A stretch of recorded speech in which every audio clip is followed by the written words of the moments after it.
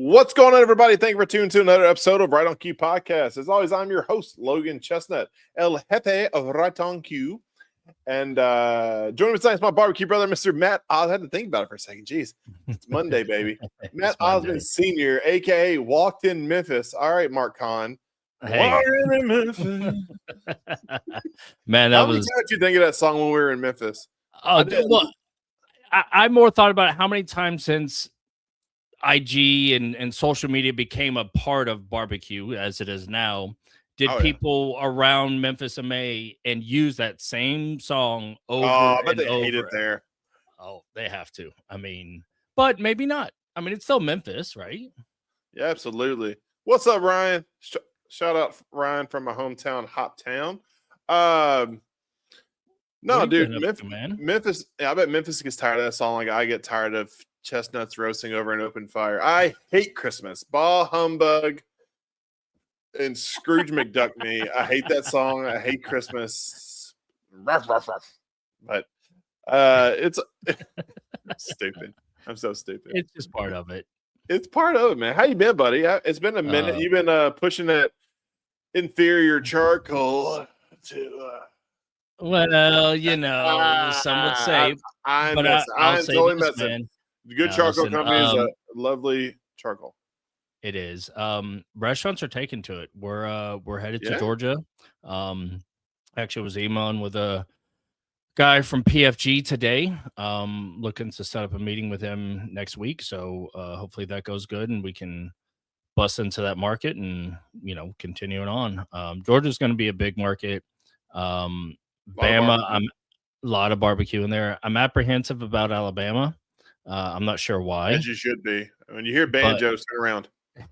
And then Florida's going to be a crazy. I'm probably actually going to ring in the other sales guy out of Jersey, and he and I will split the state of Florida.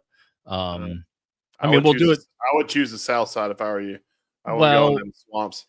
No, see, but that's where I don't mind it. I mean, there's not so many cities in Florida being from that I haven't been to, right? And I can acclimate even that much, but just the fact of it's obviously a long state.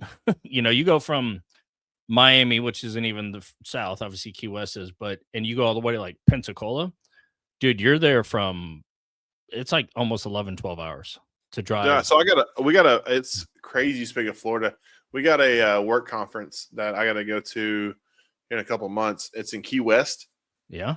I did not realize how far Key West is down. You're in Cuba, essentially. You could throw a rock and hit 90 miles. Yes. It's 12 hours from Fort Lauderdale driving. No, it's 3 hours from Miami.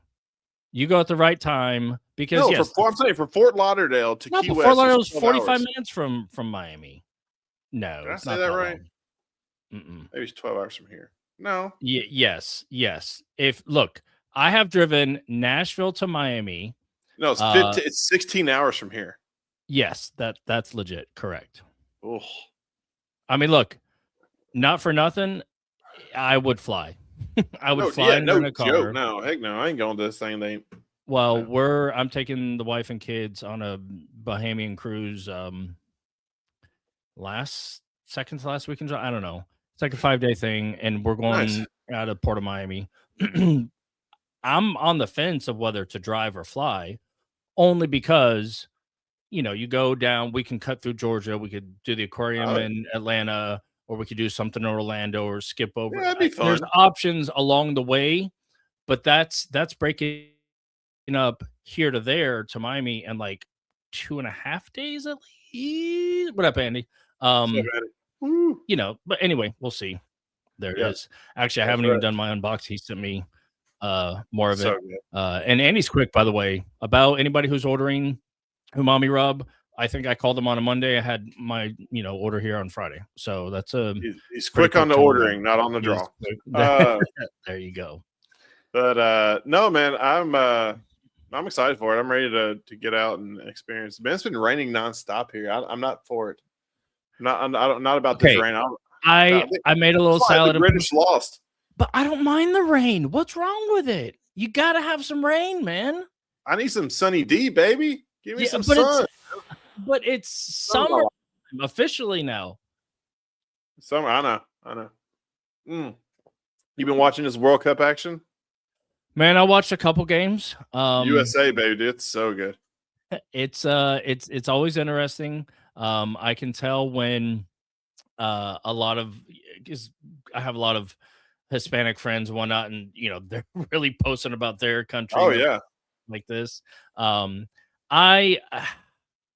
kind of like, even though I'm watching baseball because it's dog days of summer, I will get more into World Cup probably by this weekend more than anything. When the elimination, dude, I've been all about it, man. It's like March Madness for me on an international scale.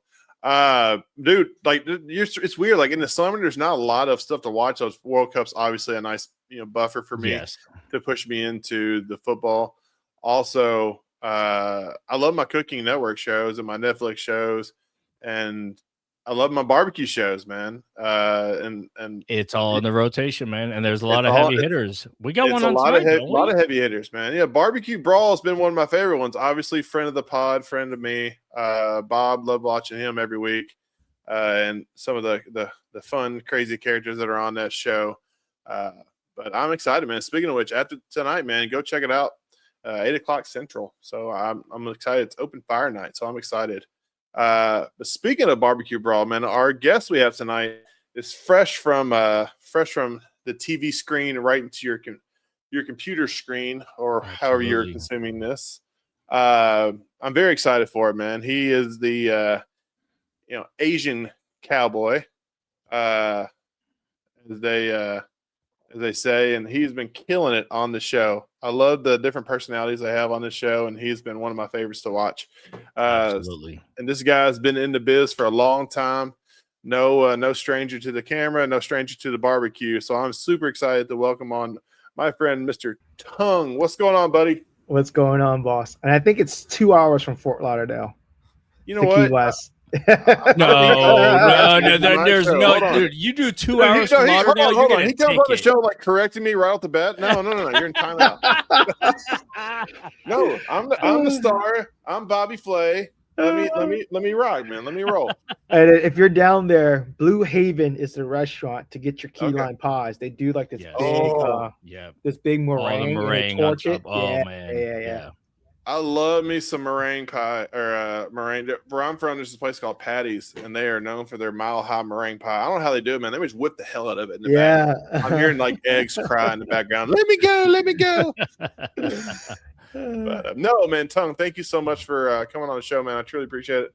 I know you're a busy man. I mean, here, as soon as you hop off, you got to go hang out with Bobby and them and do some outdoor stuff, right? Isn't that how it works? That's how it works, baby. Got a PJ on the on the tarp right now. Oh, you PJ boys! I knew those Cosmos rubs are too expensive. No, okay. No, man, TUNG, thank you so much for coming on, man. I know you've had a busy year, man. You launched some sauces, been on some TV shows, and doing your normal 9 to 5, man. Tell me how your year's been. Tell me a little bit about you, buddy. So I'm originally from New Orleans, Louisiana. I was a restaurateur, had a few restaurants behind me, and then I was on a previous show called Barbecue Showdown, and that kind of left a bad taste in my mouth. So I was like, I want to get serious with barbecue, so kind of packed up everything from New Orleans and moved to Oklahoma City to come work for Cosmos Q on the culinary side.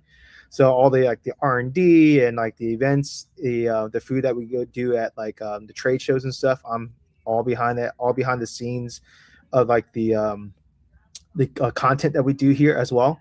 So yeah, I mean, I get to cook more and more barbecue every day, and have like one of the good mentors here right next to me to kind of like, hey, you should be doing that. This is what I would do in the situation, that sort of deal.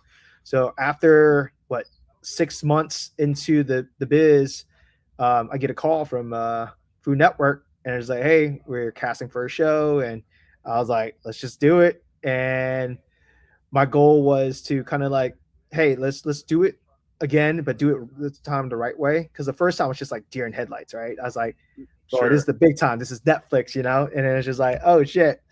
So I was like, yeah, let's just do it. And then we were projecting to do some sauces already, but it wasn't like, there was no plan or anything like that. So I kind of gambled on myself and was like, hey, let's just do this. We'll come up with a name.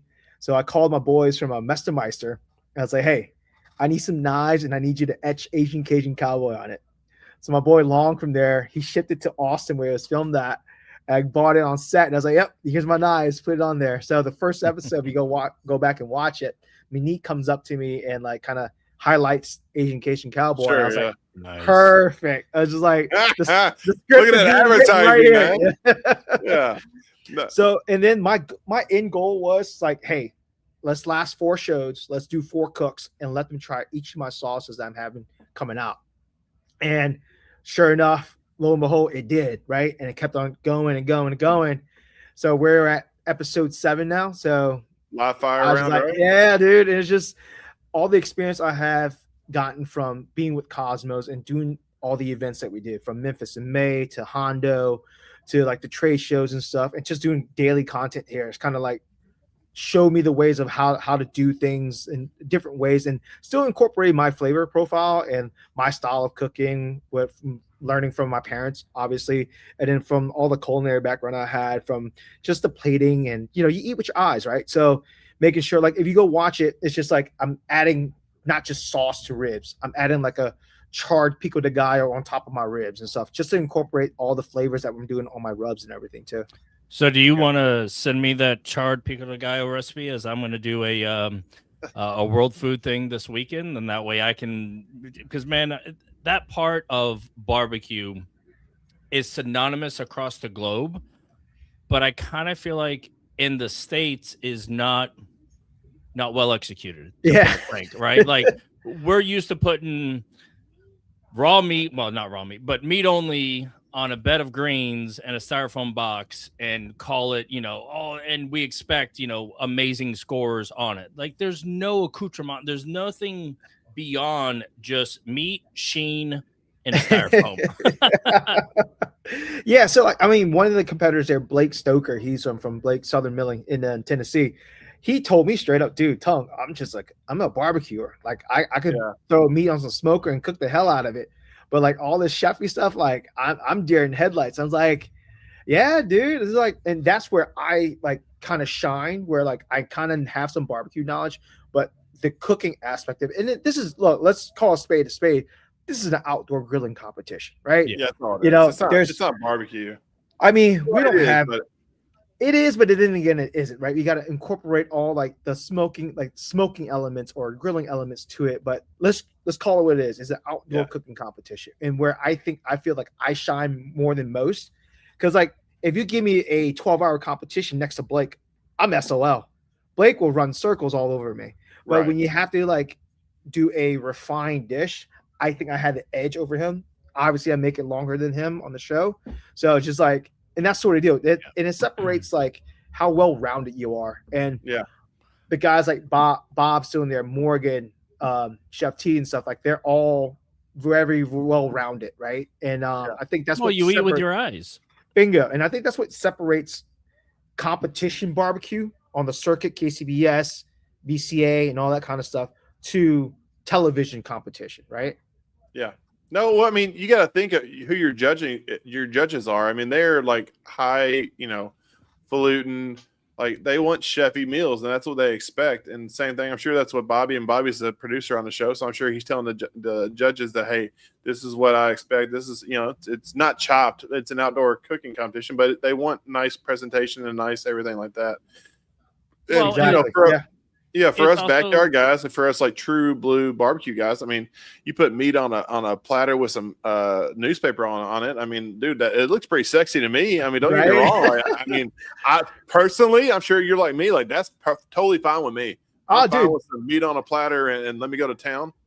Look, I'm a bowl of freaking instant ramen guy. Like, trust me, like I can cook the best of the foods, but I go home simplicity. It's just like, let me grill a steak, let me just do my thing and call it a wrap, But it just comes down to like, you have to. It's a TV show.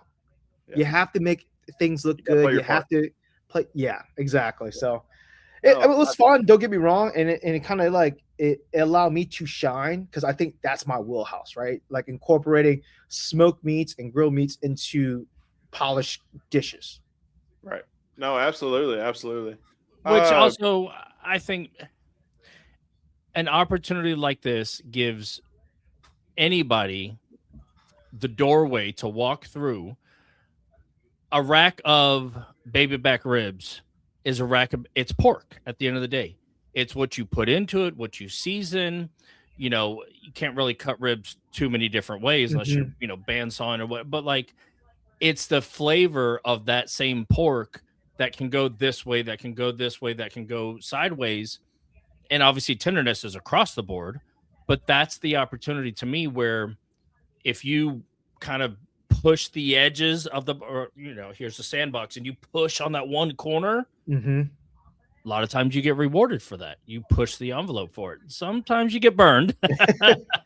Well, I mean, like for me, every week on the show, for Rashad to say what he said, right?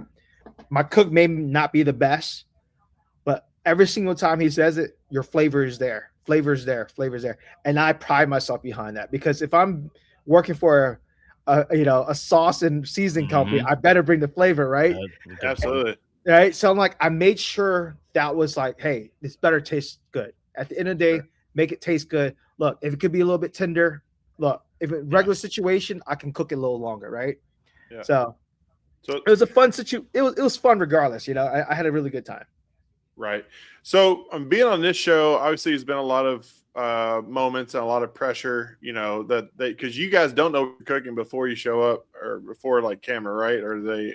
No. So except for the first episode, they kind of like the 30-minute first cook before you get drafted. They kind of tell you, hey, what is your dish that you're going to do? Let's make sure we're stock you up so you don't embarrass yourself, right? Sure. So you'll have all your stuff, so like you can cook the best dish for your captain to pick you. That was the only time they gave us a heads up on any dish. Everything else, it's like random, day of, this is what it is, these are the rules. They give us a 30-minute right before, like, hey, this is what it is. Get yourself together, think what you want to do, and then start go going talk on the phone and looking at recipes. No, dude. Googling. They fucking take your freaking phone away from you once you get to set. Yeah. Do they give it back to you at the night? Like when you go back to the hotel, do you get your phone back and stuff? Yeah. So like I still had a you are Googling nonstop like recipes and stuff like you'll see like there's sometimes like, why the fuck did you do that? I was like, well, I Googled it last night. I was like, you run out of things to cook because you cook your wheelhouse. You're a freaking episode 7 now. What the hell else you ever cook? You gotta go deep in your bag on some of these. Oh, dude, and it's like you dig into your bag. It's like, oh, I dabbled with this before, but it was a pre-made shit I used. Let's see if I can make it fresh there, right? Yeah. So like there's gonna be like this. I think this episode I made like gravy, like pho gravy from scratch, and I was like, I made like a faux pho broth. Like I know how to make pho. Don't get me wrong, I know how to make fucking pho, but how do you make it in the short amount of time they give you? And they're like, oh shit. So far, what was the? Is every level and stage and cook? Is it all the same time?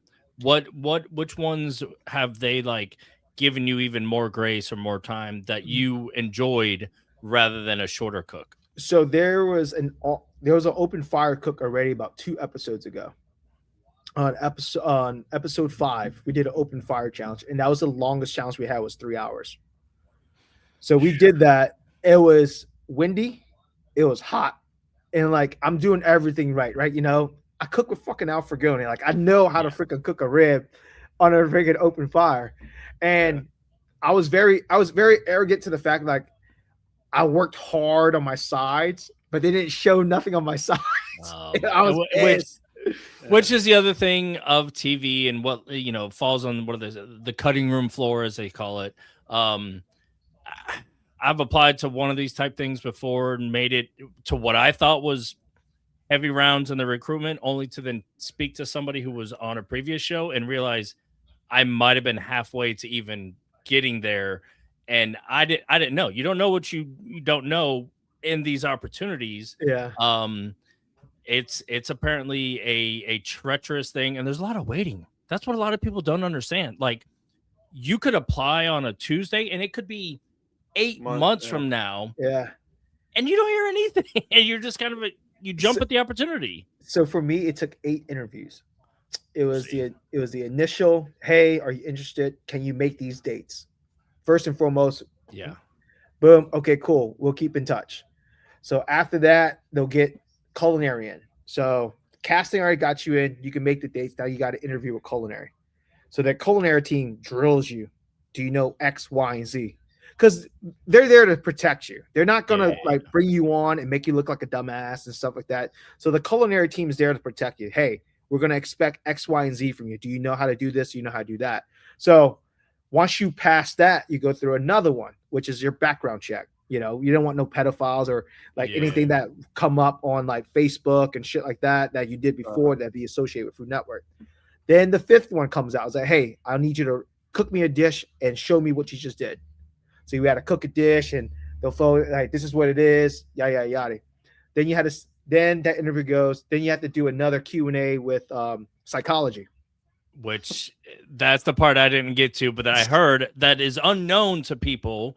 And go on, I'll speak about that for a second. So like it happened before where a contestant sued the company because since he lost like his confidence and his business failed.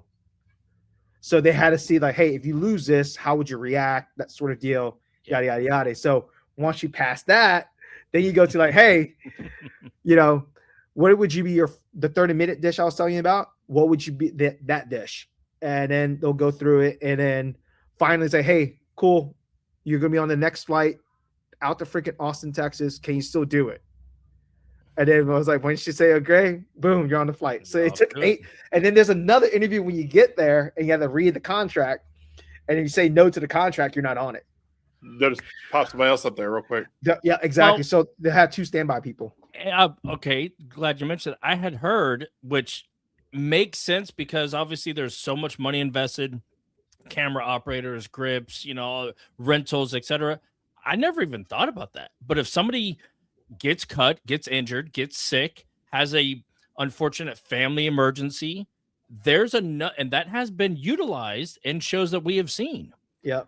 Where there's basically, my understanding is 1 to 2 people who are hanging out. They kind of get paid, I think, as some day laborers or whatever, but they're there only in case one person who made it on initially can't be there anymore. Yeah. That's like an otherworldly, like I was this close to being on the show and you know, it didn't happen. But that's and you have to stay genuine, dude. Like honestly, because if you fake it, they can see it, man. If you force it as like as this very charismatic, obnoxious person on screen, and all of a sudden you get there, you're like a dud. Well, but, man, the interview that I did, you got to play your part though. It's everybody's got a part to play. It's like somebody's the funny guy, somebody's the shy type, somebody's the big personality. But Tung, maybe you could, and I don't know how you're casting, but my interviews, I had to be like this and sit. You had to, like Jeopardy, you had to answer the question by saying the question. And you, like the person who was interviewing me, you had to just, I would do a dish that would like very neutral. And I was like, if I'm being considered for any personality that I could bring to this type of thing, and I'm given monotone, anyway, that was just my experience. It was very, very limited. I mean, I went through an interview like that, and it was more so like, dude, this is what I would do. Like, honestly, I was just like, F what you said. This is how I'm going to answer you. Yeah. And I think being true to yourself when you answer these questions, I think that's why I got selected, you know, because I didn't like, I was like, they were trying to put words in my mouth. I was like, fuck it. You're the bad boy. Yeah. The bad boy, Asian, Cajun outlaw. He's not a cowboy, ladies. He's an outlaw. No. So you've been on other TV shows, like Food Paradise, No Passport Required. So those were like more like bio, right? It was a bio pack of talking about where you came from, how'd you get your start, and like showcasing my food and everything. Yeah. The last 2 I was on, it was like competition. It's totally different, you know? Yeah. Out of my wheelhouse. I got you. So what got you, like, what was your first like TV, like obviously you've had some awards and stuff. Like what do you think made you stand out or caught the eye of like Food Network or Cooking Network or something like that to get you on this kind of shows? For me, I think it was introducing something that no one else was doing, or someone else was doing, but I was more vibrant about it, right? I was very out there, pushing the limits, being not scared to showcase it on that platform, and then getting notarized for it, not just from like Food Network and stuff, but being able to get like the Zag at 30 and 30, my local media covering me from the new restaurants I'm doing this stuff. It was getting a lot of buzz, right? And then once you Google is your best friend, when you Google your name and all these things pop up, they're going to be more interested in you, right? They'll be like, oh, this dude's media trained. This person knows how to talk. Index well. Oh yeah, it's like you have your portfolio right there is Google, and then when you Google Chef Tung Nguyen from New Orleans, this is what you get, and I'm like, perfect, And I think that's how I got caught from casting, because the same casting agent that cast me for Barbecue Showdown that did me for Barbecue Brawl. Logan, are you Googling yourself right now? Is that it's a very short list. Look, if you have 2 pages, you're good. Like if your first page on your Google, Logan Chestnut of Tennessee, and you have a page, you're solid. Nice, man. That's I mean, it's mainly failed at this blooper reel. No, but put yourself out there. I honestly, like, fuck the haters. I mean, they're hating you because you're doing something that they want to do. They hate us because they ain't us, right? Yeah, I mean, and it's just like, and it wasn't until I moved to Oklahoma City where I didn't give a flying fuck what people thought about me. Yeah, honestly, it was just that. It was like, what made me happy? What made me continue to do what I wanted to do? And it was just that. It's just like, I the friends who were my friends were not, texting me anymore. Like, I tell you this. The reason why I got here because the true friends I have, like, and you probably hear these names all the time. Joey Machado, Texas Original Charcoal. If it wasn't for him, honestly, guys, I would not be in the position I am. He was probably the one who was like kind of pushing, dude, your food's good. Let's go. Let's do it. And he kind of like he's the one that got me to network with Al, to Cosmo, doing these events. I was just his helping hand. I was like, hey, he knows I was going to do the grunt work. He knows I'm going to put my head down and just work it. But the bright side of it is like, this dude's charismatic. This dude can talk. This dude can do other things too.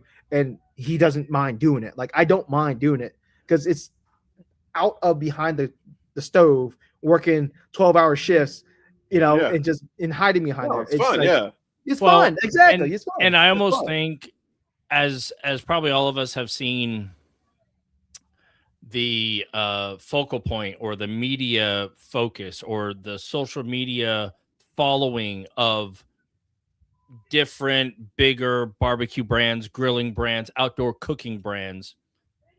My opinion only, I feel like we're in 26 now. I feel like maybe for the past year and a half, maybe even 2 years back, leaders or faces of these brands have had a higher level of discernment of who they are bringing on board, getting into their posse, aligning themselves with, because a lot of people have individual brands and make up this bigger brand, right? The Shed, all right, as one example, is this massive vacuum, and there's been some turnover with people within the Shed team, but so many of the Shed team have their own offshoots, and it's still the Shed. Like Brad and Brooke are still but they import some people. And just as one example, I feel like there's still a lot of room to grow there. I still feel like there's probably a new breath of next wave coming up. And it's people like you who are acclimated, the industry, you know the cooking side of it.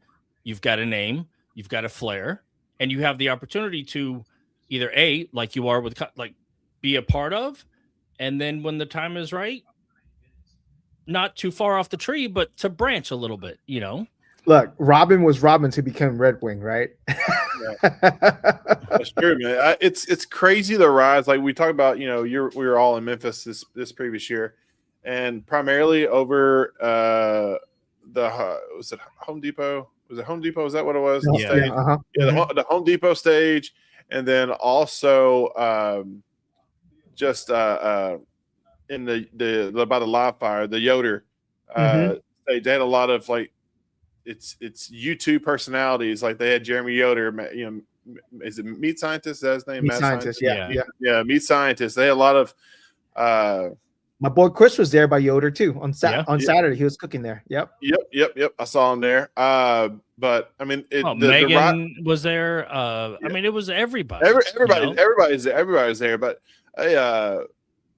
Harry Sue was there. Awesome. But no, it's the rise of YouTube and social media, like celebrity chefs. I'm actually loving seeing the rise and seeing the flair. It's gaining a lot of attention. They're saying, I was looking at like TikTok and stuff like that, like categories of what's the most watched. Obviously, we all know what number one is.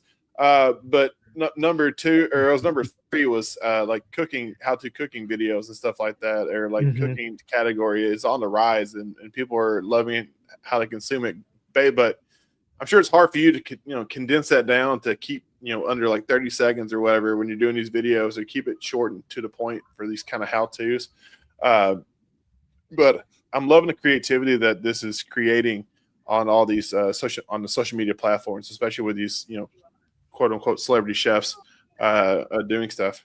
I think, see, I'm very, when I watch stuff, because I do it for a living, right? Sure. And I watch you look at it different, yeah. And I'm like, if you was ever to be on a show, you're gonna get exposed. Sure. It's like, there's no way you did that. Like, it might look good, but the way you explain how to cook, I was like, there's no way, dude. Yeah. Well, dude, it's. I mean, think about it. So it's like some of the girls, man. Their Instagram pics, and they're only going to show the certain angles. You know what I mean? And that's what these social media chefs are doing. They're only showing their strengths. The MySpace angle pic. Yeah, you got to get the right angle. It's all about that. They're doing that with their cooking, and I get it. But I call it food porn, man. I love like looking at all the different cooking, and I love the Food Network. I love watching all those recipes. Like, I'm trying to recreate stuff I see on TV like that. But so I think one thing I like about you specifically is your flair. And we always talk about on this, like, I'm not a huge barbecue fan. I love cooking barbecue, but when it comes to eating traditional Kansas City style, barbecue, I've had a ton of it in my life. I love the spinoffs and the one-offs and kind of the fusion. And that's something you're bringing in, because I know you said, in your bio and whatnot, you're preserving recipes like created by Vietnamese immigrants, South Louisiana flair and all that stuff. Like, how was it hard for you to take, you have Vietnamese flavors, which is over here, then you have Cajun flavors, which is over here, and then barbecue is right in the belly. Like, is it hard for you to like get those fusions, or how do you think those different kind of cuisines kind of blend together, and what's like similarities you see? So I grew up with these flavors, right? The spice and the richness of Louisiana food, the brightness and the more bright and beautiful French infused Chinese flavors of Vietnamese food, and then the smoked meat element of it, right? All those revolve around fatty freaking meat. Yeah. A lot of pork, a lot of beef, and stuff like that. The cheaper cuts. Yeah. Yeah, the cheaper cuts to make it better. You gotta remember, Vietnamese food, like real Vietnamese food, is poor man's food. But it was soup made from bones and cheap cuts to boil up and doing all that stuff. True Cajun cooking, we're doing nutria, we're doing alligator, shit that people don't eat, crawfish. It's the freaking roaches of the swamp, right? Mud bugs, baby. Mud bugs, exactly. So being able to like know how to utilize these ingredients, like Vietnam and Southeast Louisiana, same kind of climate. We get the same kind of ingredients. So you have to incorporate that. You have acidic stuff that pairs well with fatty freaking meats. Smoke me a brisket. I can do a Nick Jum with it, like a little fish sauce to go with it. So like you saw on the open fire one, I was doing a fish sauce glaze to spritz it. So the acidic part of that with all the lime and all the citrus, and then we were doing the umami from the fish sauce and stuff. It just pairs well with fatty meat. I think what I'm doing is just incorporating stuff that people already had and used and just changing like the Worcestershire to like the soy or the fish sauce, right? Changing the vinegars and stuff. Like, that's your acid. Well, let's just change it with this. This will be my acid now. And then just incorporating that and playing around with it and just knowing what will work in your head and just put on a plate. It kind of is like my kind of like superpower. Like, being able to growing up with these flavors and stuff, I kind of like, oh wait, that's really salty. Let me balance it out with like a sweetness, whether it's honey, whether it's like, cane sugar, or whether it's like freaking simple syrup or whatever the case may be. Like, how to balance all that. And it's like something that you see in Vietnamese cuisine or in Cajun cuisine, it's just, that's how I kind of like in my head, that's how it works, because it's just life experience. You can yeah. I mean, you're cooking the same kind of protein in all the different cuisines. It's just you're kind of plug and playing and seeing what works. Have you tried, like, what's one dish that you've tried kind of doing a fusion, maybe the Texas fusion or the Cajun fusion or the Vietnamese fusion, that you thought in your head, like, man, this is going to work really good, and you tried it, you're like, not so much. There was a basically tell us your biggest fails. Go ahead, Tung. We love that. It was a Cajun spice brisket banh mi. I'm like, okay, this didn't work out because, but I could see it. Where was the dip? The dip was like, I'm a firm believer that you should not have spicy beef. Okay, define spice though, because is spice as in I've had some excellent Szechuan beef before. Spice. So that's where my head was at. But when you add like, dude, that's where my head was at. But like when you're smoking with cayenne pepper, like heavy cayenne pepper, and using hot sauce as a binder and injection and stuff like that, it can go for itself. And especially when you're trying to incorporate all like the fresh ingredients from Vietnamese food for the banh mi, with like all that stuff. So I was like, let me just stick to my basic salt, pepper, garlic on my brisket and remove all this Cajun spice and everything to it. So that was a big fail. I had it as a we were just like toying around. I had a brisket point that I was like, fuck it, let's just throw it in there, play around with it.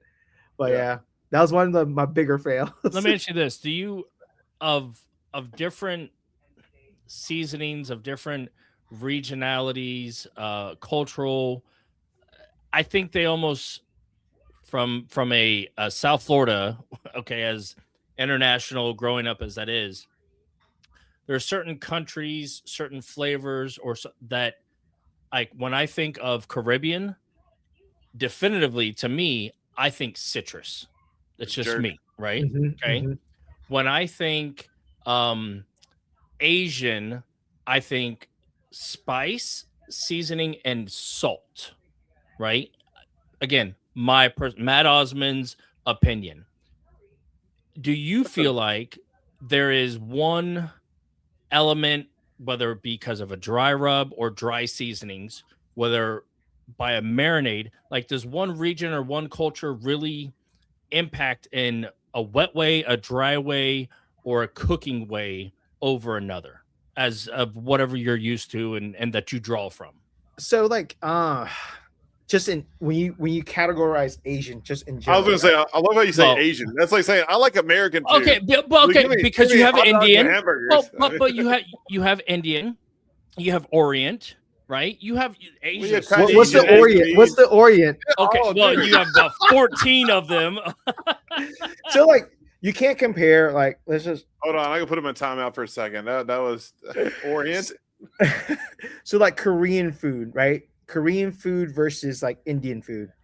Yeah. Like they're Asian, but sure, polar opposite, right? Just like the regionality in America. Right? Yeah. It's the same thing. Southern cooking down here versus the Northeast with like all that influence and everything too. It's not the same. So what is the same is the spices and then how they interpret it. When you're like in the northern part of Asia in Korea, you're looking for stews, looking for heartier stuff to keep warm during the cold winters and everything. So when you see a lot of their stuff, it's a lot of cold fermented because like exactly.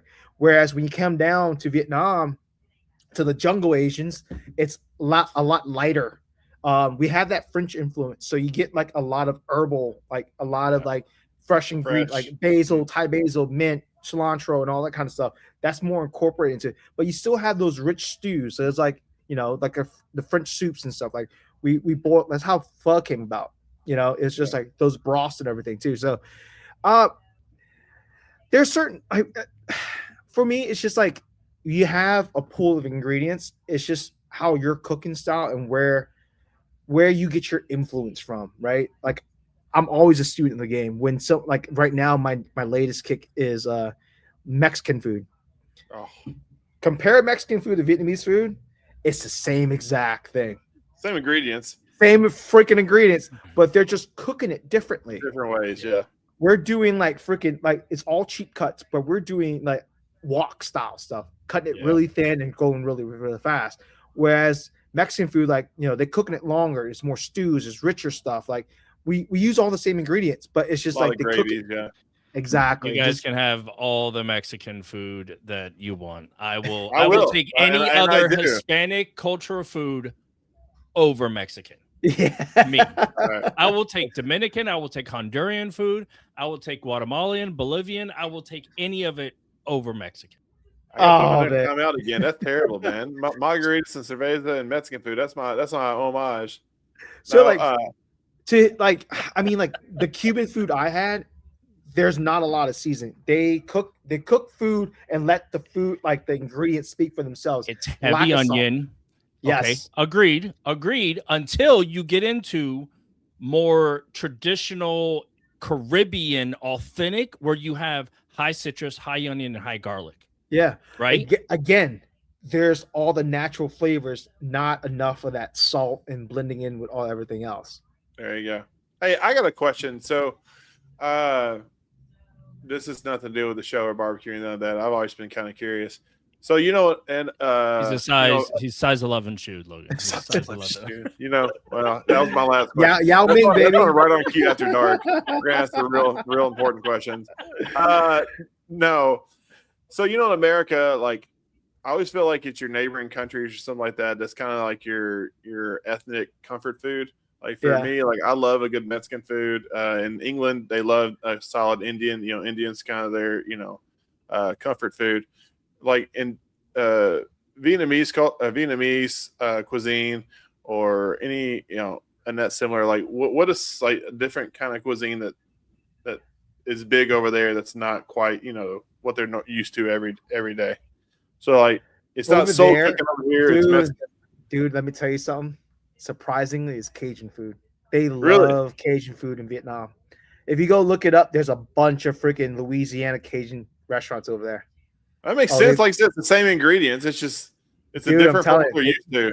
They love it. But that's the thing though. Like that Viet Cajun stuff that you always been hearing, it's predominant in Vietnam. They do a lot of that stuff over there. And then for me, my comfort food, give me a bowl of gumbo or etouffee. Oh, I do that all damn day. Give me rice and gravy, right? Like jasmine rice and gravy all day. I'll do that over anything. You live in New Orleans, dude. Give me some eggs Benedict from Brennan's. Oh my god! That's too bougie, dude. Dude, I know it is bougie, but damn it, it's good. Yeah, it's man, really, really good. Unfortunately, I don't have a lot of great New Orleans. The first time I went to New Orleans, I blacked out drunk on bourbon. Well, no, mine's. I went for 2 weeks with the relief effort after Katrina. So the first time I went to New Orleans was after this natural disaster. Yeah. And then the second time was with a bachelor party. I lost a bunch of money at Harrah's and got chased with a guy with a gun. I'm not going to tell you the reason why. One of my phones, I had 2 phones at the time, dropped in a toilet at some random strip club. And then I had to call my then fiance, now wife, to send me gas money after she berated me for like 3 hours, telling me I had to drive back home to Nashville. So I need a better New Orleans experience. I love New Orleans, man. All right, so I'll tell you this. March 23rd. Don't quote me on that date, but the last weekend in March, there's a barbecue event called HOUSEEEE. I have a big I'm a big part of it. Like I have a team that I've been doing it for the last 10 years. I bring down the Weber team. I bring down Joey and stuff. I bring Cosmo and stuff, and we have a good representation there. All for charity. You get 96 different teams. NBN style competition, but not is regulated that way, but it's not going towards it or anything like that. It's just a charity event. But no prize money. The big boys come out and play. If I'm not mistaken, 4 years in a row has topped their donation. Yep. This past year, almost 10 million, dude. Yeah, we had a bunch of people on the show that's been for HOUSEEEE cause. It's come back for that. It's always on a good weekend, right there by crawfish season and stuff. The weather's not too hot. It's really nice. Right before all the hectic the Mardi Gras stuff. It just finished the Mardi Gras stuff right before like the Jazz Fest, French Quarter Fest, and all that kind of stuff. It's the first festival that launches for the year, every single year. Let's go to next year, Logan. Let's do it. Let's bring. I'm done for dude. Anytime you say New Orleans, I don't need. That's the only thing you need to say. Like that's my spirit animal. Yeah, there's direct flights from Nashville. I tell you that. Yeah, dude. It's all about like great food, great people, and just it's all about family and party like atmosphere. It's all like it's not about who are you and where are you from. It's like, hey, you want a bowl? Come try this, and that's my people. That's when. To my experience after that's what it was for me in New Orleans. Like it was, it's awesome. This post city that just, and coming from Miami, I knew what hurricanes was, and I'd been through it. And you see so I drove a truck up and brought a truck. Anyway, it was I wouldn't trade my first New Orleans experience in the way that it was because of the hospitality that area and that community. Everybody was in the thick of it together, and all we really did, honestly, was we went neighborhood by neighborhood with steel chainsaws cutting up trees and clearing roads. And all the good gumbos and bowls, man. But man, last time I was in New Orleans, it was Tails Week, and that Tails was cocktail. Dude, that was nuts. we stayed in a hotel with Red Bull team, and holy moly! Yeah, was it the Sonesta? They usually stay at the Sonesta. Yeah. It was gnarly. But I'll tell you this: if you ever go back down there, go to a crawfish bowl. Not like always, No, go to somebody's backyard and do a crawfish bowl. Yeah, that's what it is. I went to. It was on my bucket list, so we went down to Baton Rouge to go down to watch an LSU game. Yeah, and it was just me and a bunch of local friends, my wife and some other people. We went down there, and I told my wife I didn't care about the football game. I just wanted to experience the tailgating, at LSU. And my wife's like, "Well, we don't have a tent or nothing." I'm like, it's fine, just follow me. Like, I'm huge. You can't tell on the screen, but I'm 6'9". I'm a big guy. Yeah, I had another friend with me who used to play in the NFL. So we're just walking in, like we see the biggest and baddest tailgate party, and we just walked in like we owned the place. And it's funny, they had like a buffet and an open bar. And I'm here, me and him are getting like plates, and they're all embarrassed. And somebody walked up next to me. He goes, "Hey, you boys, y'all ain't part of the party, are you?" He goes, "We're like, no, you're from out of town." Or he goes, "Well, hey, it's all right. Y'all are too big. You want a beer?" And I'm like, "Yeah, let's do this." My wife, that's just like my wife didn't understand the Southern hospitality, like the Cajun people, just like Vietnamese, just like Texas. It's all about hospitality. It's all about a family gathering and having a good time. Of those three communities, kind of that influence you and your cooking, and what is your greatest inspiration for like hospitality and how cooking and being in a public environment or should be for you? Which one inspires you more? It has to go back to my roots, like from the Vietnamese culture, and it's like the Italian culture too. The moms let me feed you. Let me feed you. Have you eaten yet? When you go into any Vietnamese household or even an Italian household, have you eaten yet from the mom, whoever's the homemaker there?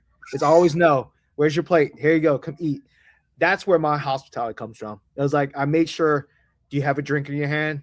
Did you eat yet? Try this. That's I'm always been called the includer. Like if I see you by yourself, I'll bring you over and say, "Hey, what's up? What you been doing?" and stuff. That's how I am. That's you're not Asian Cajun cowboy is wrong. Should you be the includer and say that don't look as good on the thing. I'm the includer. It's like a lame superhero. So, but within that, because we do try to inform or inspire on the show as well. Take it back to humble roots, to you learning, to burning your hand on, getting too close to the fire or anything. Right here. Okay, this is right. Here. Burn my hand on the of your journey, if there's a backyard cook, a guy who maybe is or gal who's watching the show or has seen a piece of your content or just is aspiring, what's the thing that you so far to where you're at in this career and on the way up, may I say, what's a unique piece of advice for you to give back to when you remember where you were previously, where they are currently? You don't know everything. That's when I was getting my flowers and getting all these awards and getting notarized and shit like that, I was a cocky son of a bitch. Let me tell you something. I was one cocky son of a, I thought I knew everything. I thought I was like on the top of the world. I didn't know shit. Would you go back? If you could go back, would you be different? Yes and no, right? So that's a tough place to, because if I wasn't my arrogant self, I don't think I'll be recognized by the networks and shit like that, right? But if I stayed super humble and still being a student of the game, like I don't think I would have been confident enough to be like, oh, I'm ready for the big show. If that makes any sense at all. Like now that I've been there, I was like, you don't know everything. I humbled myself and I'm just like grinding. I'm like, boom. Like, and then when opportunities come and I was like, okay, cool. This is my wheelhouse. Like Barbecue Brawl, when I watched the previous season, I felt that was my wheelhouse. I felt comfortable with it. I felt that one show that I did already, I kind of know what they're looking for. That's the finished product that you're seeing and not what you know now. Yeah. Dude, it's like you can always still learn. One advice I give anybody, be a student of the game. Like when you don't know something, be self-aware that you don't know it and don't like be like, oh shit, I can do this. Like be self-aware of stay in your lane. If you need to ask help. And the people, you know, the barbecue community, they're a lending hand. If I was like, hey dude, how did you do that? You're going to be like, dude, you know, this is what it is. You know, I'm like, I don't want to be shigging. I want to come up to you up your face like, hey, by the way, can not to interrupt, but I mean, is shigging still a thing? Shigging is still a thing, dude. Like, is it easy, baby? But is it really a thing? Because if we've been so open, no, shigging used to be introducing yourself. Though it's the small stuff now. It's not the big stuff. We all do the same things. It's more so the small techniques that make everybody anything that is on YouTube. Yeah, we'll share it. We'll share all that. But like the smallest little thing of like a finishing rub or like when you put your, you know, you're pinning your season win when you do it, you know, that's the stuff that people still like. All right, fair enough. Time sheets and all that kind of stuff. They still do that shit, man. You see it freaking every damn day. All right, so let me quickly reverse that. What's your biggest flex? What's the biggest thing, biggest opportunity, biggest aha moment or praise or flowers from blank whoever that you were like,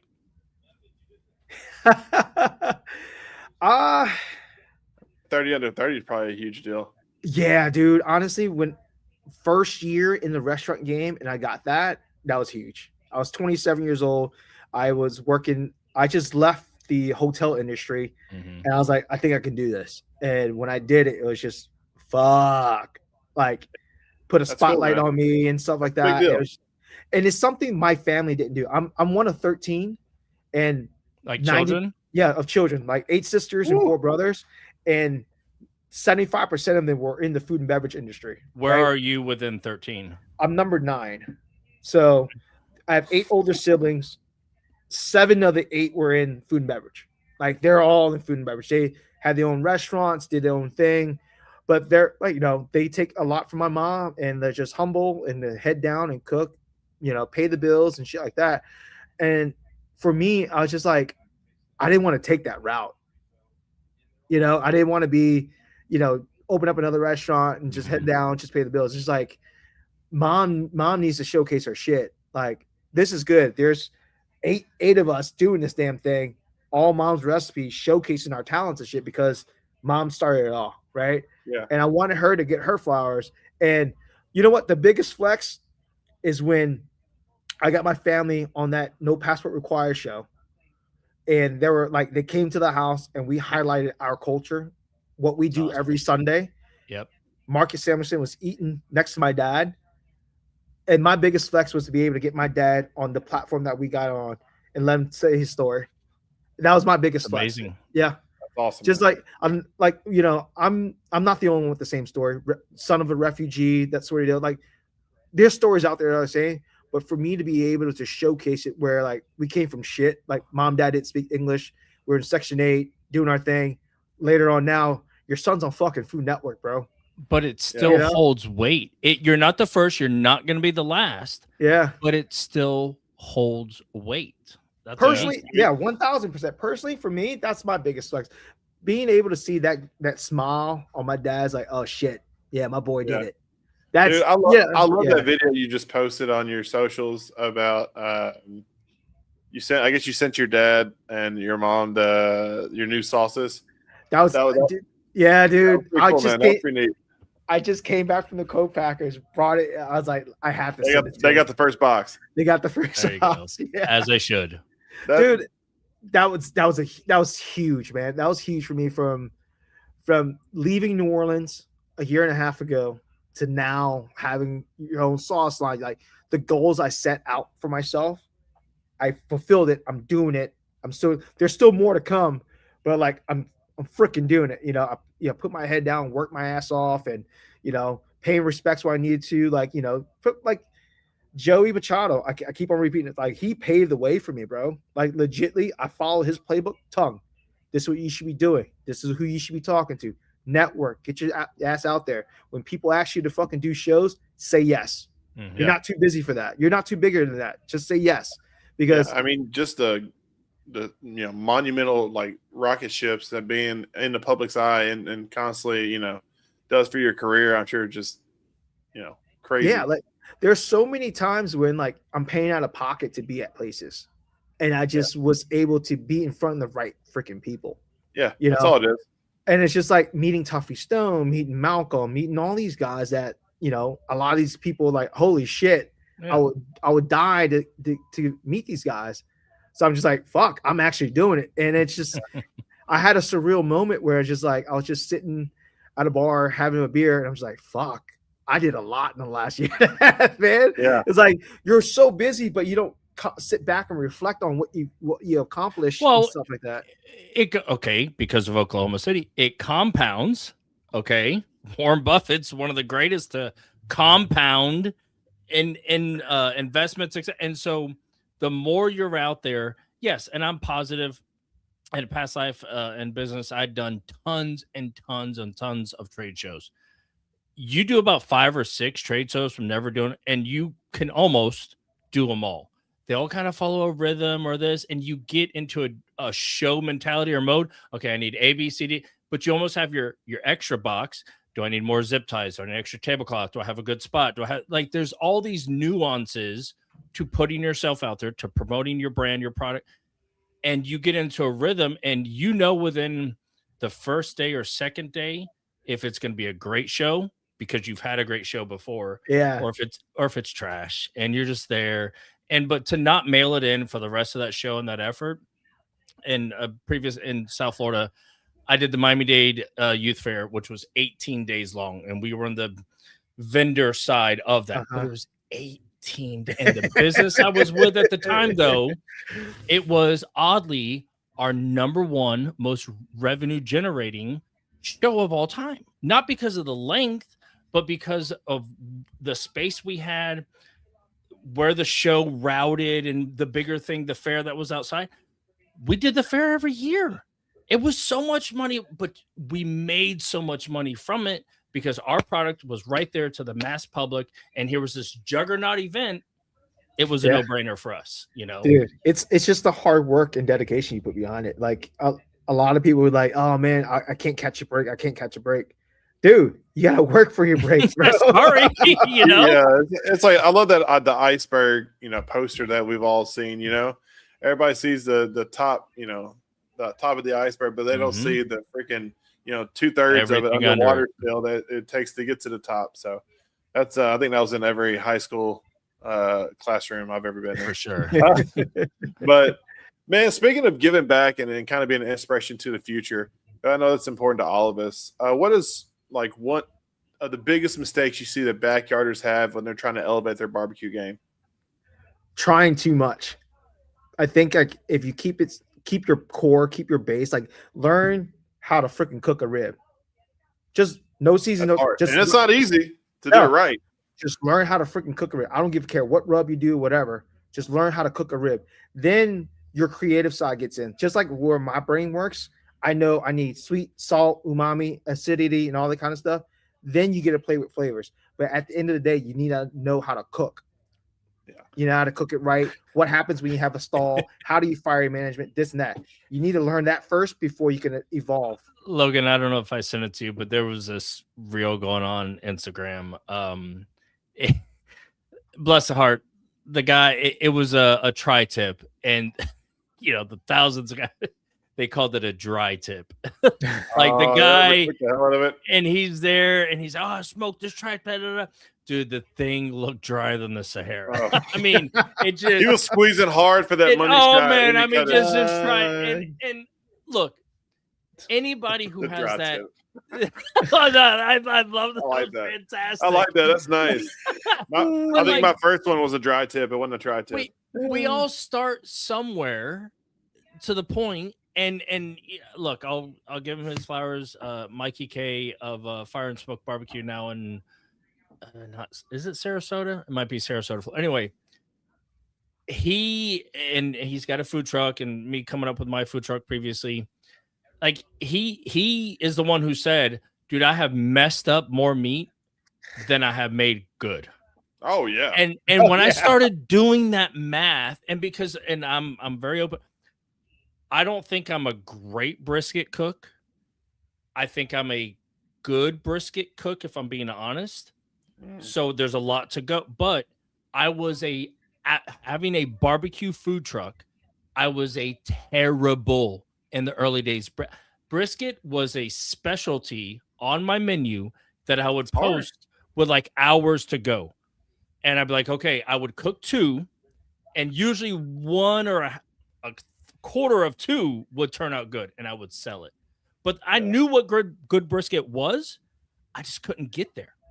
Yeah. And it was actually Logan to Cotton, because I was always a fat side down kind of guy. And a buddy of ours, Eric Cotton, he told me, and he's like, dude, cook it fat side up. The debate for the ages. Like, but it was because Eric told me that, and I was like, dude, but brisket's a lot. It's like $75. He's like, look, if you mess this one up, I'll pay for it. Yeah. And so he put it was like Ariel, when she's it was. It's a lot. I know, man. Brisket's a hard one to master, especially that's one that everybody wants to jump into. It's like, no, man, you got to crawl before you can run. No, dude, do a whole roaster. Do a chicken first, right? Like, nail that. I think it should go Boston butt. That's your first one because you can't screw them up. Yeah, because it's forgiving. I don't know how I did that. Boston butt, and then chicken, and then ribs. You can get those 3 down, then move on to the more fancier cuts. Yeah. But hey, moving back towards the show, because I do have a couple more questions about because obviously it's on right after this. What is one dish on the show, or what was one of the most challenging things on the show that kind of gave you a run for your money up to this date? Obviously, we don't know what the future holds, but up to the live fire cooking, what was one thing that gave you a run for your money? We're like, oh crap, what am I going to do? It was probably that live fire rib I did, right? I cooked it like how live fire is. It's done when it's done. Mm-hmm. That's not good for competition cooking. No, it is not. It's like when Mother Nature takes over, and you're screwed. Like, because the first hour was perfect. No wind. It was perfect. I was cooking. Like, you can see it. It was freaking mahogany. It was perfect. That last hour, when I flipped it, and it was like, I was like, oh shit, the wind was blowing, and I'm like, oh shit, I'm screwed now, and that kind of gave me a run. I knew it was tough, and but what killed me was they edited this part out. It was about the membrane. Yeah. All right, open fire, you leave the membrane on. I don't give a rat's ass what y'all say. Open fire, you leave the. Did you score it? Did you score it? No, I just left it on. I didn't do anything with it, and what happened was, it was the membrane part, because I had that on for 2 hours, probably like 2:15, and it was crispy like a freaking potato chip. I was like, oh, it was perfect. And then I turned it off, and that's when it all screwed up. When I turned it and the wind was blowing, it wasn't really hitting the meat, and it was staying tough. But for the judge, I'm not going to say any names, but for the judge who said like, hey, it's kind of tough because the membrane's still on there. It was tough because the meat was tough. It wasn't tough because the memory. It just wasn't cooked properly. Yeah. And I'm just like, you didn't much eat the membrane side. You ate the meat side. It was tough. Correct. You know, Yeah. I'm just like, yeah. So it can't. That gave me a run for my money. But like at the end of the day, like this show didn't put no emphasis on the side, and I was saved from every episode because of the side I made. Every side I made on that show. Oh, it all looks so good, man. It was top notch, but they didn't put no emphasis on it at all.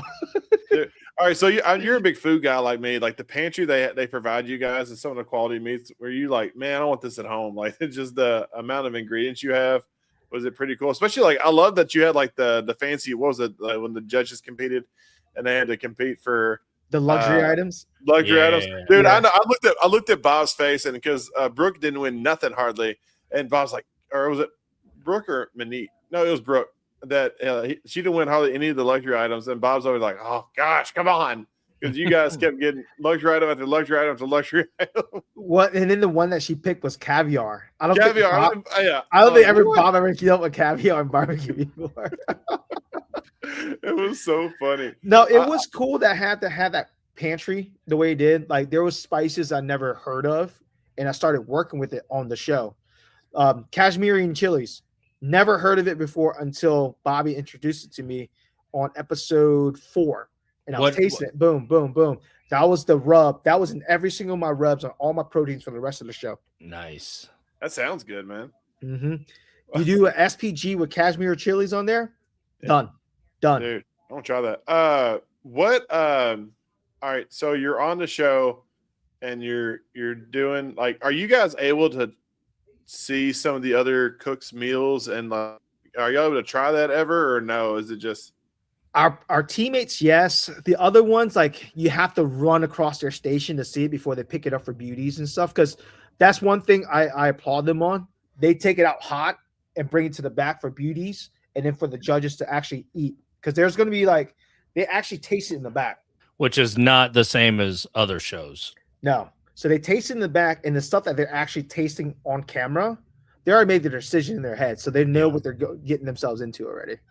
I got give the common person and viewer who may be astonished to hear this, give a realistic timeline of what they're eating on film and is captured and produced, and how cold or what's the temperature realistically? Oh, it's like 45 to an hour.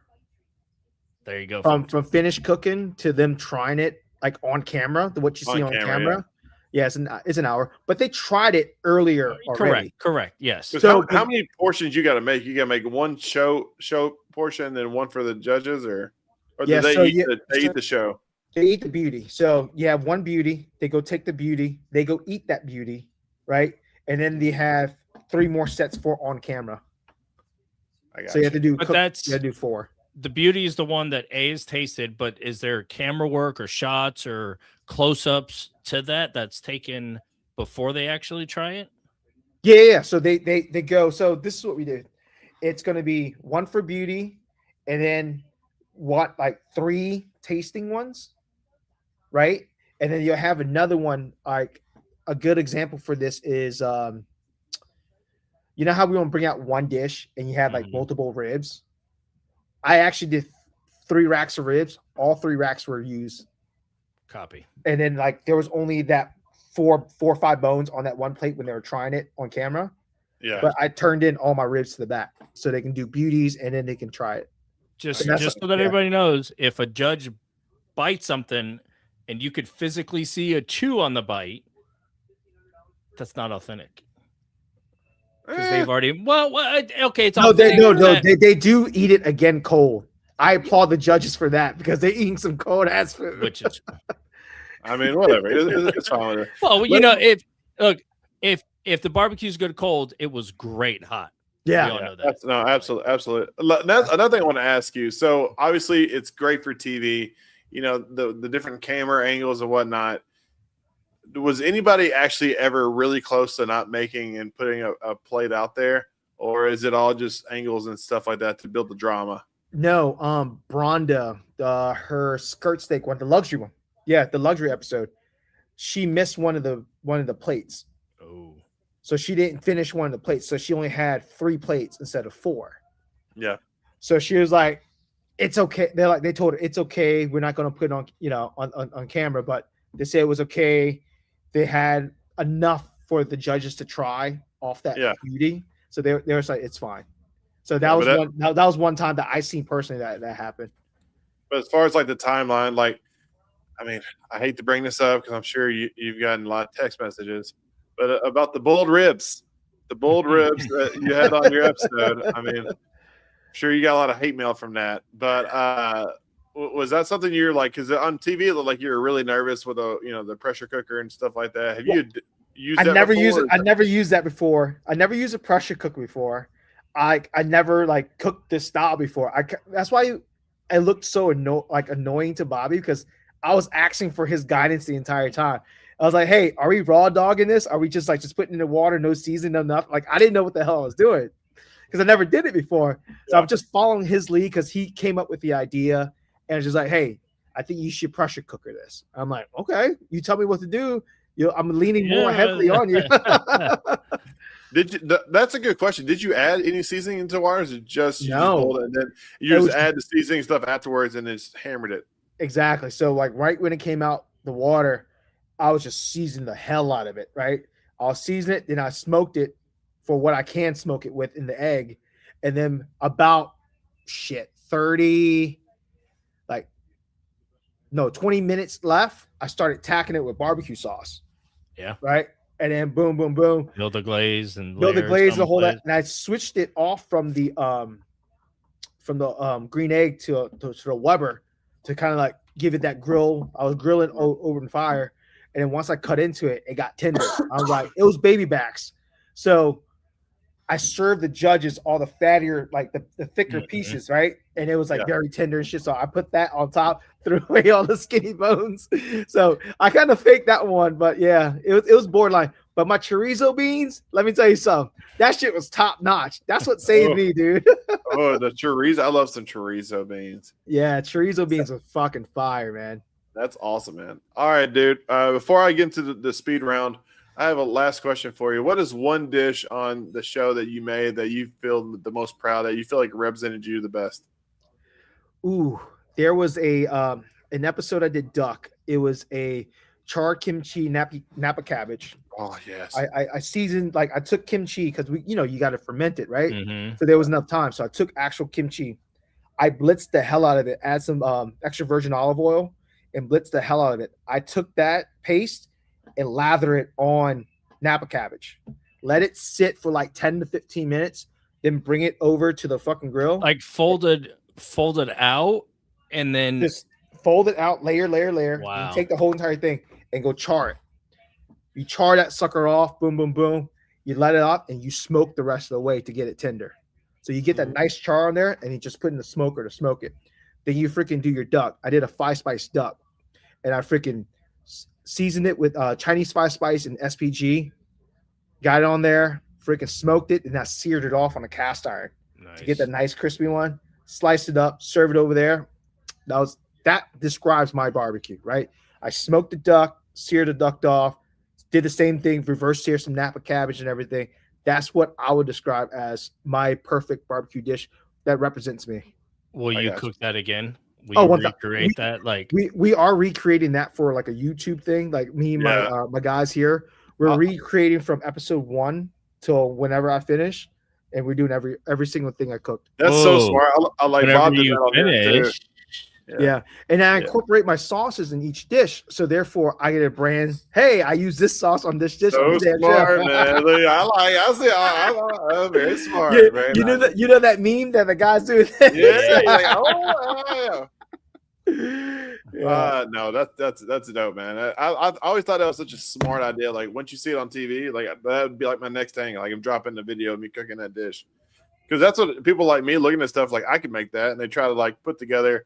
Obviously, like I'm looking through a keyhole of like what you're actually doing to these, proteins and seasonings and stuff like that, trying to get the recipes, and it's damn near impossible unless you know kind of what they're doing on the front end. But no, that's cool, man. Well, Tung, hey, this is the time of show where I like to do a little lightning round, ask you some quick questions.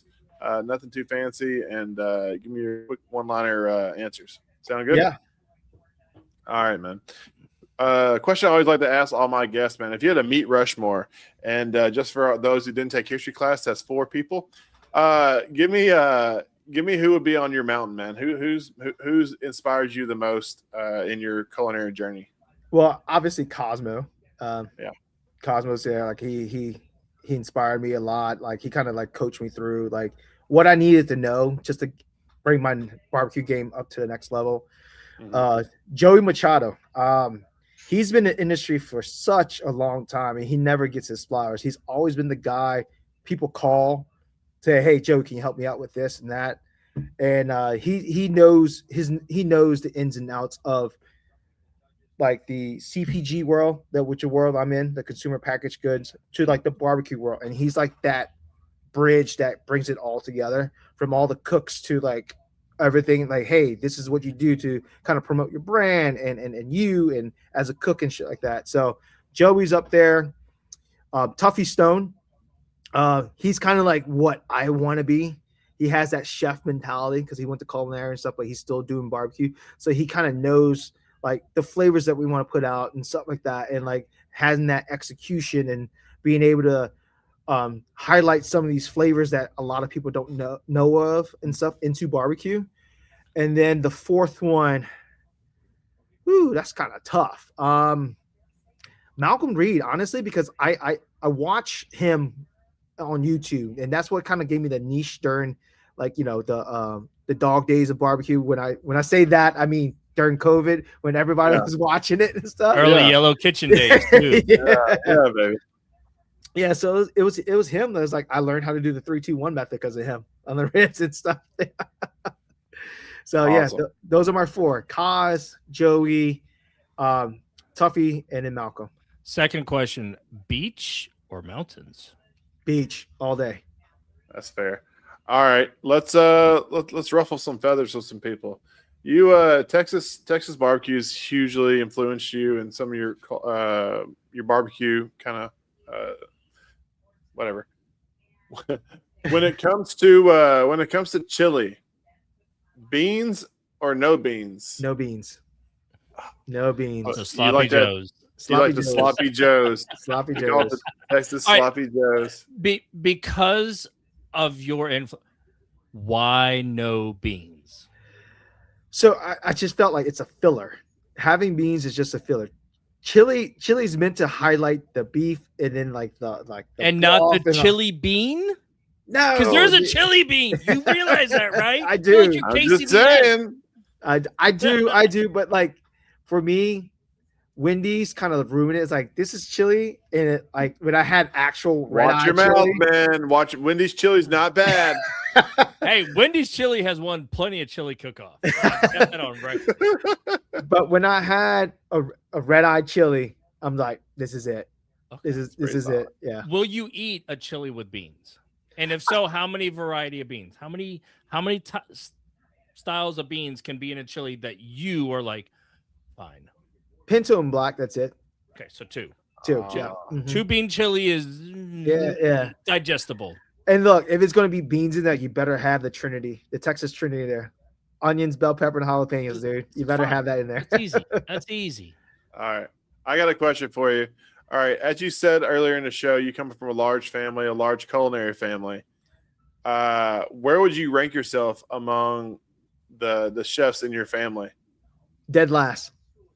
Dead last. Look at man. Look at the PC answer. Are the 12 of them right behind us? And no, dude, let me tell you something. I'm calling BS on that one. No, my sister, she has like an empire. She does pizza, has a bakery, has a Vietnamese restaurant, also has like this healthy course thing that you do like meal prep and stuff like that. Legitly, overall, like well-rounded. Her. My brother can fucking mimic any recipe you give him. Give him 2 days, let him try it. He can freaking mimic all that shit. And then my other brother, he's just like a workhorse, bro. He'll run circles around me all the goddamn day. You give him a recipe, he'll fucking know how to do it in the heartbeat, dude. And then I have another brother. He's like farm to table, but he's actually sea to table. He's a fisherman. He's a hunter. He'll go do that. He'll butcher up any freaking animal and make it like he'll fillet a freaking big eye tuna and all that kind of shit and get a wild hog and freaking skin that shit and know how to cut it, butcher it up. Like all my siblings has their thing and they fucking run circles around me. So within that, because as you're one of 13, right? Yeah. As they've seen you rise in your awareness and your success being on the show, did you get the golf clap? Did you get the standing ovation? Did you get the thumbs up? Did you get the cap? No, dude. They roast me on every single damn week. I was like, motherfucker, that's my recipe. You stole that shit from me and this and that. That's what I'm looking for. That's hilarious. That's hilarious. Let me tell you something. The only thing that is different between my siblings, I have a fucking the biggest mouth in my family. And I'm the more charismatic one. I put myself out there, right? But they're the one who humbles me down because they know the real side. Like they know, like, hey, Tung stole this from me. He saw me do this before. It's all shiggin', baby. It's all shiggin'. Oh, shiggin'. It's shiggin' within if family, it ain't shiggin'. Exactly. That's called family recipes, and they pass down. Bingo. I'm part of the family. Logan, you hit the nail in the coffin, baby. Bingo. That's awesome. I love that. All right, man. Next question.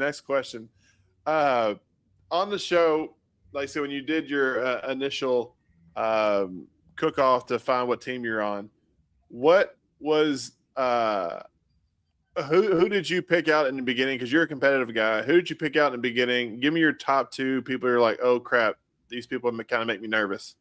So Morgan, just because I know what goes into tail as a recipe developer, she's cooking every day and she's mastering it before she releases it. Look, the only thing that would be her downfall is her timing. Yeah. That was it. Like, I know she knows flavors. I know she knows techniques. I know she knows all of that because I do it for a living. Because I do it freaking every day. And we got to at your own pace and not under. Yeah. Bob is another one because he's the comp guy, right? I know of Mo Kason. I know of his deal and shit like that. And then number 3, and she got eliminated way too early, was Raquel. Raquel knew her shit, dude. Raquel had the chef. Raquel had the chefy, and then she knew how to freaking barbecue. And then she was doing international flavors. Yeah. You got to remember that. For me, because if you had made it far enough, you had to dig into your bags and pull out that international. Yeah, man. You're burning through all your showstoppers there quick. Bingo. Because, you're doing your stuff, and then, okay, cool. That's basic American barbecue. Not calling American barbecue basic, but that's what the hit list is. But then when you pulling out some Cuban flair and Puerto Rican flair, I'm like, oh shit. Like they didn't know that what's coming, So those were my top 3 that I was very kind of worried about. All right. Next question, man. Of the hosts that you had on the show, man, which one was the coolest to interact with? And which one do you feel like is the best chef? And why was it Bobby Flay? You already knew who I think it was cool to chill with. Like Brooke was fun. She was a good sport with like the whole, hey Brooke, how you doing today? Like the whole flirt and stuff. The banter between Brooke and I, it was fun, right? Throughout when the cameras were off too, it was fun. She had a great personality. But honestly, Monique, because she's more my style. She's Indian. She knows about the Asian flavors and stuff like that. I think I can learn a lot more from her and stuff like that. And I think I'm looking in the background. The episode today is what the episode I was talking about was just teach me how to do the bread. Yeah. Yeah, I can't wait to watch that, man. As soon as I get off here, I want to go watch that. It's kind of funny. And then, all right, I got you. And then you didn't tell me, man. When it comes to the top tier like chefs, which one? Give me 1, 2, 3 of the 3. 1, 2, 3 of the top tiers. Yeah, if you had to put your life on it, who's going to win? Who's going to put out the best food? I mean, they're all studs. Don't get me wrong. They're all studs. 1, 2, 3, I'll be Monique, Bobby, Brooke. I mean, look, they're all. I agree with that. They're all really good, but I think that for me, if I was judging, I tend to lean towards more the Asian flavors, and I think Monique will be able to bring that more. Yeah. She's really good at the fusions. Yeah, I've ate at her restaurants, and they are like the fusions are top notch. Bingo. And then I like love just I love the curry poutine she has at one of her places. It's so good. yeah, exactly. Fusions, curry poutine. Who would have thought, right? Yeah, and I so, actually had some of Bobby's food on set, so I know his style too. So it's pretty good. oh, I'm sure they're all just monsters. Yeah. All right, man. Last question, man. You're on a desert island and you had to save one of your sauces. That's your favorite sauce. Which one's it going to be? It's the lemongrass Nuk Chumba. It means grandma sauce. Nuk Chumba is grandma sauce, but that one is very versatile. I call it my Asian A1 sauce. It can go on veggies, steak, chicken, anything. It could be a marinade as well. That was actually if you go to like a lot of these Vietnamese restaurants and you have that grilled pork rice dish or vermicelli, whatever, that's the marinade most of them use. It's that lemongrass with oyster sauce and so I can't wait to try this stuff, man. Yeah, dude. Get at your select targets. It's like if you go to our website, go to the store locator and stuff like that. Yeah, you can find out where it's at. But yeah, dude, those were the 4 sauces that I cooked at my restaurant. And I was just like, let me just bring this out. Let's see what happens. You're gonna make me go to Target with my wife. I know. We're going to get that. I love it. What? Because she won't just get one, or excuse me, she will just get one. I'm like, no. They're all 4 coming away. Yeah. There's actually only 3 at Target. They told me when they were trying to bring it in, it was like, hey, these 2 are the same in our eyes. We want these 2, but you pick which one of that. And I just coin flipped it and the lemongrass made it. Yeah. I love that. Nice. Well, I can't wait to try it, man. Yeah. All right, man. Well, hey, that's our show tonight, man. Thank you, Tung, so much for coming on, dude. It's been an honor and a pleasure talking to you. You're a hoot. Love you on the show, man. Love everything you're doing. Love your personality. It's been banging. This is the time of show where we give you time to shout out your sponsors, let people know where to find you and where to buy your. We talked about it a second ago, but give them a reminder where to find your sauces and whatnot. Cool. You can follow the brand at Asian Cajun Cowboy on all platforms, Chef Tung Nguyen on all platforms, and find the sauces at AsianCajunCowboy.com or Target.com. That's awesome, man. I'm doing that. I'm going to do it here shortly. Success, sir. Continued success. Yeah, man. Good luck with the show. Obviously, we don't know if you made it all the way, but so far you're looking fantastic. Good luck with everything. Yeah, hopefully, tune in Monday nights at 8 p.m. Central Standard Time. Let's go. Man. Right now, guys, it's halfway through the show. I got mine recorded. Hope you do too. I do. Make sure to check it out. But man, Tung, it's been an honor and a pleasure, and I hopefully next time I'm in the same area, definitely want to give you a shout out and say howdy. Appreciate it. And definitely want to. I wish I would have went to check out your food, man, when you were cooking over there. I know it was just banging. Look, if you're going to Honda, we'll be there. All right, man. I may be down there with Smoky Woods. Who knows? All right, buddy. Well, I'll talk to you later, man. You take care and good luck, buddy. Appreciate you, man. God bless. All right, man. That's our show, dude. What a guy. I don't know how he does it, man. He gets on his PJ right after the show and he flies down and he's cooking the episode right now. It's insane, man. I don't know how they do it. It's wizardry. Guys, thank you so much for tuning to our show, man. I truly appreciate guys. And as always, I got to give a big shout out to our sponsors. This show is brought to you by the Barbecue Bus Seasonings and Marinades and Sauces and Rubs. Check them out, man. Peep Show for all your oh yeah, peep show, beef show, pork show, any show. It's only good from Barbecue Bus. Also, shout out to Matt. Close your ears. Smoky Woods Barbecue, man. We want to give. We love the people that are Smoky Woods Barbecue. As you saw, I got my lovely palette of Smoky Woods. I'm set for the year.